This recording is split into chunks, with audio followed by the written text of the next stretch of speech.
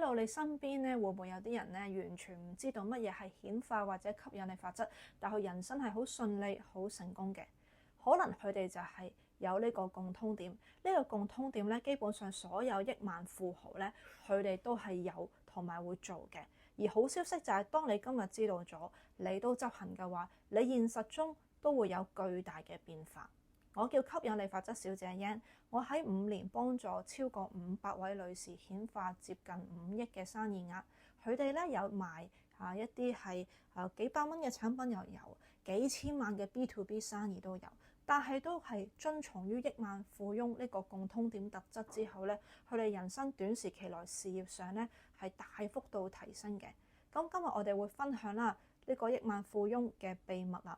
首先我哋要請咧就嚟退休嘅股神巴菲特，佢喺最尾一次股東大會咧，有一位男士就問佢如何面對人生嘅不如意或者挫折嘅事情，結果佢就有以下嘅答覆：That you've got to figure that you do a lucky straw by, staying in the womb for a couple 100,000 years and then just emerging at the right time. So I would focus on the things that have been good in your life rather than the bad things that happen, because bad things do happen. But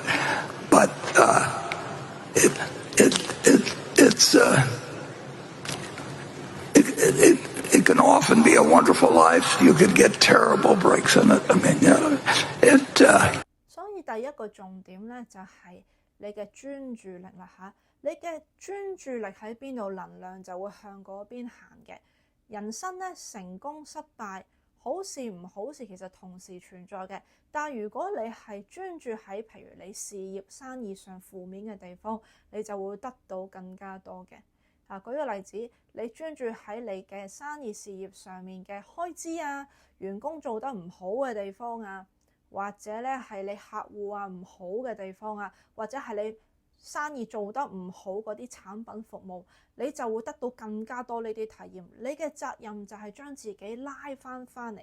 我用真實我自己第一次創業嘅例子同你哋講嘅嚇，喺我2007年啦，其實咧我做代購咧第一次咧係差啲失敗同蝕錢嘅，因為我淨係盲中中啦喺英國啦求其Outlet買啲貨翻嚟，咁咧我就見到有名牌就買，但係咧可能10樣嘢買翻嚟啦，可能得2樣嘢係賣得出，咁其餘8樣嘢賣唔出咧，我都係蝕錢嘅。但我嗰刻嘅注意力咧就會喺我賣得出嗰啲貨係咩品牌啊，咁我再去研究一下，原來呢個品牌喺香港咧佢有啲產品係特別搶手，例如皮帶。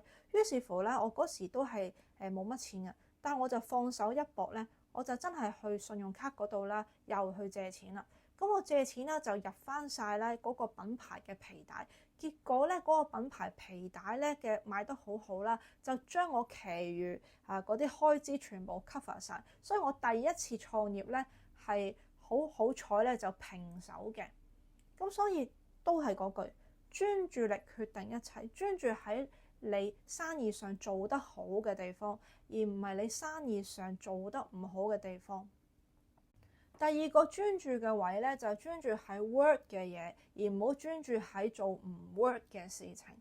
大家最近有冇睇《職業特工隊8》啊？我先至知 Tom Cruise 原來60歲啦，都係咁唔錫身啊！所有危險嗰啲拍攝場面啊，全部親身上陣嘅。咁最近有記者訪問啦，問下你驚唔驚㗎？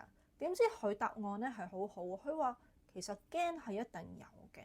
但係真係好想做到嗰個效果畫面出嚟，所以佢就話，與其驚啦，佢就開始諗下有啲咩方法可以一小步一小步咁樣去做到，而唔係自己喺個腦度唔停咁樣反芻擔心嗰種感覺。因為佢嘅諗法係，我驚係因為我缺乏知識同埋技能去做到嘅。咁所以咧，第二個重點就係你哋要 focus。唔停咁採取新嘅行動、新嘅決定，而唔係個腦入面唔停咁樣恐懼、焦慮、擔心嘅。當然有一步嘅，你可以諗下最壞發生咩事。舉個例子，你生意失敗嘅，最壞嘅話你咪去打工咯，係咪先？總之大家小我最驚嘅就係失敗，咁就會瞓街，瞓街就會餓死，餓死。簡單嚟講，小我就覺得所有事情咧都好似天大嘅事情，而係呢種恐懼。但係恐懼其實係一種無知嘅表現。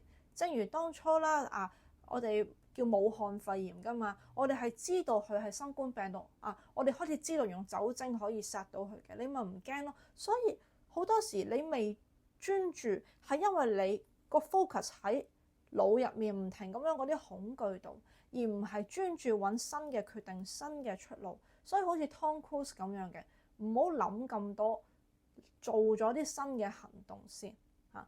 咁我亦都有學生有實際例子同大家分享嘅，即係我哋有一位學生咧，佢係畏高嘅。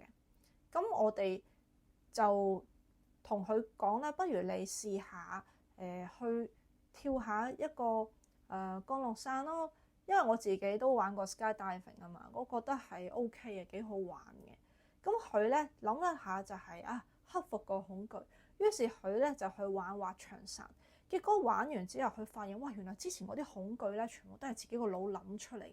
好啦，到佢真正去可能平安落地之後，佢愛上咗嗰種感覺。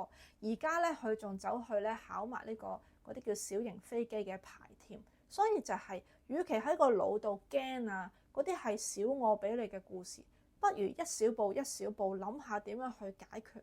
因為當你知得越多，你就唔會驚，你有安全感，你做一件事就好肯定，嗰件事一定會更加成功嘅。第三個重點咧就係專注於同自己比較，而唔係同其他人比較。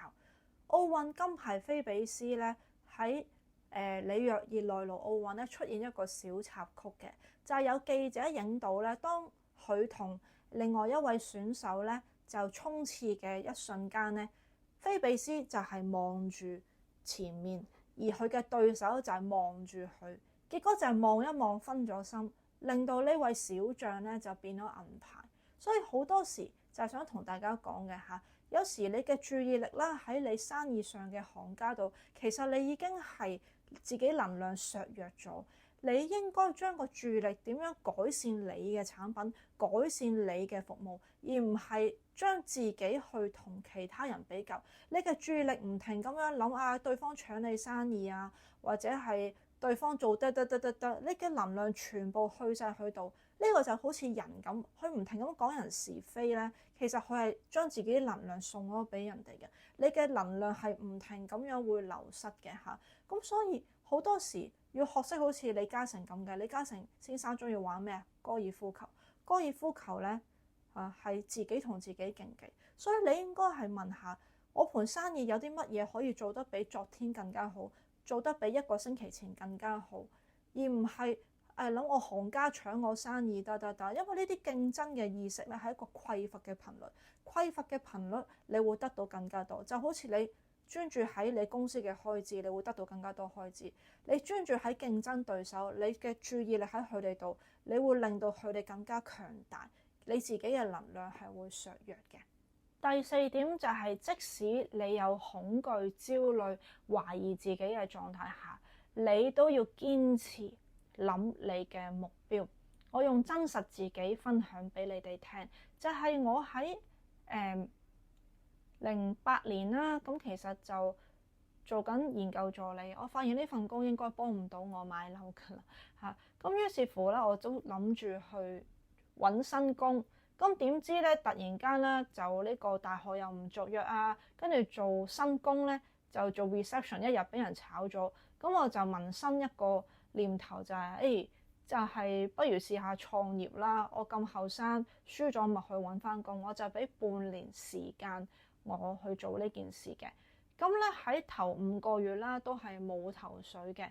但係咧到屋企人亦都會有啲説話譬如你做乜讀完大學漚喺屋企想逃避翻工得啦。咁但係我就係堅持，我相信總有辦法嘅。結果到第5個月咧，我就見到一個機會啦，就係原來咧有一本雜誌啦，佢又送一個雜誌贈品袋。呢個雜誌贈品袋咧係 Marc Jacobs 嘅，咁佢可能差唔多款啦，喺專門店都要賣2000幾蚊，都係 Made in China 嘅。但係呢本雜誌只需要300幾蚊，而我 check 過咗之後咧，就係原來可能喺日本訂翻嚟咧係100幾蚊嘅啫。於是乎咧，我就孤注一擲啦，就買咗10本翻嚟。點知我平時頭5個月都冇回音嗰啲拍賣網冇回音，結果係2日內賣晒呢10本，我就知一定有得做嘅。咁結果啦，就1個月內好似賣咗係千幾本以上。咁於是乎咧，就我嗰時應承過自己啦，就係要自己創業啊，賺2萬蚊1個月做自己中意嘅事啦，俾6個月時間做唔到就揾工。結果我喺第6個月啦，我就真係賺咗12萬。咁接住落嚟啦，就係十年代購嘅生涯啦嚇。咁呢樣嘢咧就係吸引力法則大師 Neville Goddard 有講嘅，叫做 Bridge of Incident， 就係當你想要一件事顯化嘅時候啦，宇宙係會俾機會你嘅，而呢個機會只要你把握到嘅話啦，佢就會令到你咧就會做到呢件事。但係中間好似我頭先話齋啦，你會有恐懼、焦慮、擔心啦，你會懷疑噶嘛，係咪？頭5個月都冇反應，但係呢個就好似我會同你講，好似搭飛機咁嘅，你中間係會有氣流啊，咁但係只要你堅持落去，係會一定得到你想要嘅成果。你中間就係無論心情點樣，你都要諗起你嘅願景。我都記得嗰時每日起身就同自己講，我值2萬蚊1個月。我記得我好明顯講，我值2萬蚊1個月啦。嗰時08年係做研究助理都係13,000或，我就每日同你講，我值2萬蚊1個月，我值2萬蚊1個月，唔停咁樣講，結果就得到個機會令到我做到呢件事情嘅。而 Bridge of Incident 呢個概念咧，其實就好似宇宙俾你嘅機會啦。我哋有一啲同學啦，佢本身就係想賺10萬蚊1個月，但佢毫無頭緒，唔知做乜嘢嘅。但係當佢同佢嘅高我連結啦，當你同高我連結啦，你嘅注意力會係好集中啦。突然間咧，宇宙就派咗一個機會，一個好新嘅品牌嘅美容牌子啦，就落戶香港。咁佢又去做喎。咁結果就令到佢8個月內就做到每個月6位數字以上收入嚇呢一個嘅訂單啦。咁所以就係保持專注，無論你有幾恐懼、焦慮、擔心都好，你相信自己值幾多嘅話，你見到現實中有機會把握，你就一定係會做到嘅。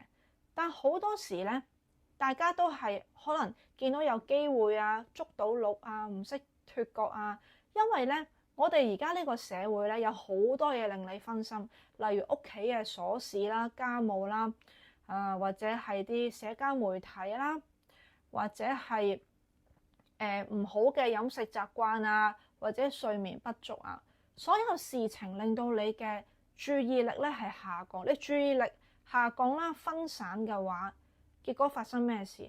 你就會能量唔夠高。就算你落咗個訂單，宇宙俾個機會你做到，你都係冇辦法察覺到嘅。所以咧，喺今次端午節啦，5月31號，我想帶領大家去做一個叫做 Billionaire 先會做嘅 meditation。佢係好犀利嘅，係想福布斯嗰啲人會做嘅 meditation 啦。佢會令到你個人咧係好 focus 啦。好集中嘅。喺今年5月31號端午節啦，咁本身咧呢個冥想咧，我係大概想一個收費嘅模式，但係我真係見到咧，就係最近啊，可能周圍都係好多鋪頭結業啊，我知道好多人而家可能係喺銷售度掙扎，我好想幫你哋，或者幫大家去提升你哋金錢嘅能量，所以咧。今次直播係會免費嘅，你只需要咧點擊呢個 QR code 啦，跟住就加入我哋嘅 Telegram 留言 Live， 跟住咧我參加呢個直播。咁喺5月31號晚啦，我唔單止會帶領你哋做呢個億萬富翁嘅 meditation 啦，好多億萬富翁成日都 meditate 嘅，就係 meditate 令到佢精神集中，佢精神集中就會做啱決定。令到佢就會遇到好多機會，令到佢嘅財富增值啊嘛。而你哋咧就係精神咧好分散。所以呢個機會我好希望幫到大家。另外就係會同大家分享一下點樣可以將自己注意力啊由一大堆唔好嘅事情啊翻嚟好嘅事情身上。我會有實際即學即用嘅例子幫到大家嘅。所以如果你都想快速提升你嘅能量，令到你自己可以見到一啲機會同你想要嘅財富目標對齊，5月31號見，拜拜。